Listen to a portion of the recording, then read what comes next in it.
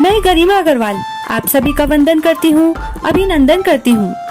आइए आज हम जानते हैं आशा भगवती व्रत पूजा विधि के बारे में। यह शिव गौरी पूजा अखंड सौभाग्य के लिए की जाती है। यह पूजा नववधुएं शादी के बाद 8 साल तक करती हैं तथा इसका उद्यापन तीसरे, 5वें या 7वें साल में कर देना चाहिए। इस व्रत पूजा को अश्विन माह यानी आसोज महीने की कृष्ण पक्ष की अष्टमी से शुरू किया जाता है। यह श्राद्ध पक्ष की अष्टमी होती है जो पूरे 8 दिन यानी अमावस्या तिथि तक चलती है तथा प्रतिपदा तिथि को इस पूजन को व्रत रखकर समाप्त किया जाता है। इस दिन नवरात्र स्थापना भी की जाती है। इस व्रत की पूजा कैसे की जाए यह हम आपको आज की वीडियो में बता रहे हैं। इस पूजा की सामग्री है थोड़ी मिट्टी, गेहूं, रोली, मेहंदी, काजल, दूब या दुर्वा, 8 तार का डोरा, पैसे आप चाहें तो रख सकते हैं। कुछ लोग रखते हैं और कुछ नहीं रखते हैं। कुछ लोग इस पूजा में दीपक भी जलाते हैं। यह है हमने मिट्टी के गणेश जी बनाए हैं। सभी व्रत पूजा में हम इसे गणेश स्वरूप मानकर विराजमान करते हैं। आप चाहे तो यह सुपारी पर मोली लपेट कर भी बना सकते हैं। अब हम 8 पत्तियों का इस तरह चौका लगा लेंगे और एक जगह बीच की होगी। इस तरह सभी सामान हम 9 जगह रखेंगे।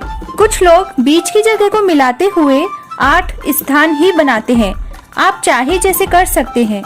फिर हम सबसे पहले थोड़े गेहूं बीच में रखकर उस पर गणेश जी विराजमान करेंगे, उनको तिलक करेंगे और स्वयं को तिलक करेंगे।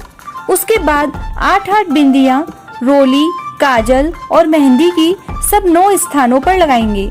फिर 8 गेहूं, 8 दूब या दुर्वा सभी जगह रखें। सब पर पैसे रखें। पैसे किसी के यहाँ रखे जाते हैं और किसी के यहाँ नहीं रखे जाते, तो आप चाहे जैसा कर सकते हैं। 8 तार का डोरा बीच में रखें और 8 गेहूं के दाने व 8 दूब हाथ में लेकर आशा भगवती व बिंदाई जी की कहानी सुने। ऐसा पूरे अमावस्या तिथि तक करें। फिर 90वें दिन प्रतिपदा को कहानी ऐसे ही सुने, लेकिन उस दिन व्रत रखें।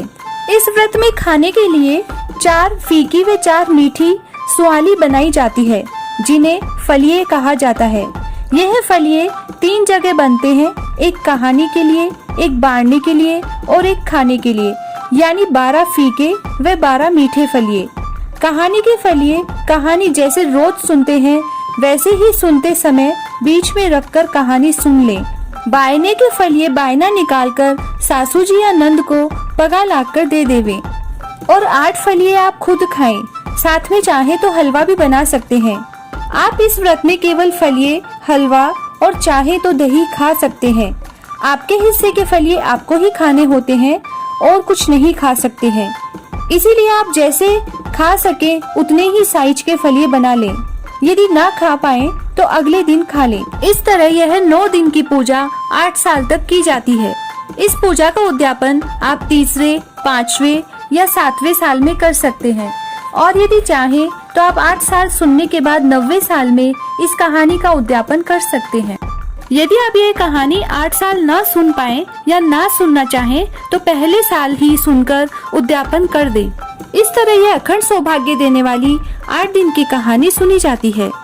यदि आप इस व्रत कहानी पूजा के बारे में कुछ और जानना चाहते हैं तो हमें कमेंट करके पूछ सकते हैं। जय पार्वती मैया।